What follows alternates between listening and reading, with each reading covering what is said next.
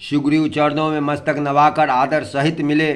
श्री रघुनाथ जी भी छोटे भाई सहित उनसे गले लगकर मिले।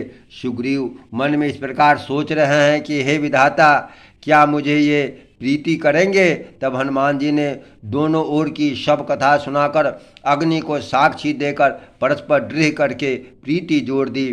दोनों प्रीति की कुछ अंतर नहीं रखा। तब लक्ष्मण जी ने श्री राजा रामचंद्र जी का सारा इतिहास कहा। सुग्रीव ने आंखों में जल भरकर कहा, हे नाथ, मिथिलेश कुमारी जानकी जी मिल जाएंगी। मैं एक बार यहाँ मंत्रियों के साथ बैठा हुआ कुछ विचार कर रहा था, तब मैंने पराये के वश में परी बहुत विलाप करते हुए सीता जी को आकाश मार्ग से जाते देखा।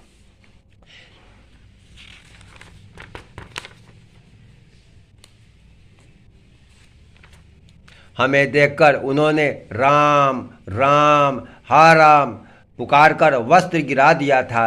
श्री राम जी ने उसे मांगा, तब सुग्रीव ने तुरंत ही दे दिया।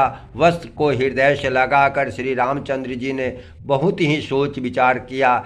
सुग्रीव ने कहा, हे रघुवीर, सुनिए, सोच छोड़ दीजिए और मन में धीरज लाइए। मैं सब प्रकार से आपकी सेवा करूंगा, जिस उपाय से जानकी जी आकर आपको मिले। कृपा के समुद्र और बल की सीमा श्री राम जी सखा सुग्रीव के वचन सुनकर हर्षित हुए और बोले, हे सुग्रीव, मुझे बताओ, तू वन में किस कारण से रहते हो? सुग्रीव ने कहा, हे नाथ, बाली और मैं अर्थात बाली सुग्रीव दो भाई हैं। हम दोनों में ऐसी प्रीति थी कि वर्णन नहीं की जा सकती। हे प्रभु, मैं दानव का एक पुत्र था जिसका नाम था मायावी। एक बार वह हमारे गांव में आया। उसने आधी रात को नगर के फाटक पर आकर पुकारा, ललकारा। बाली शत्रु के ललकार को सह नहीं सका। वह दौड़ा, उसे देखकर मायावी भागा। मैं भी भाई के संग चला गया। वह मायावी एक पर्वत की गुफा में जा घुसा।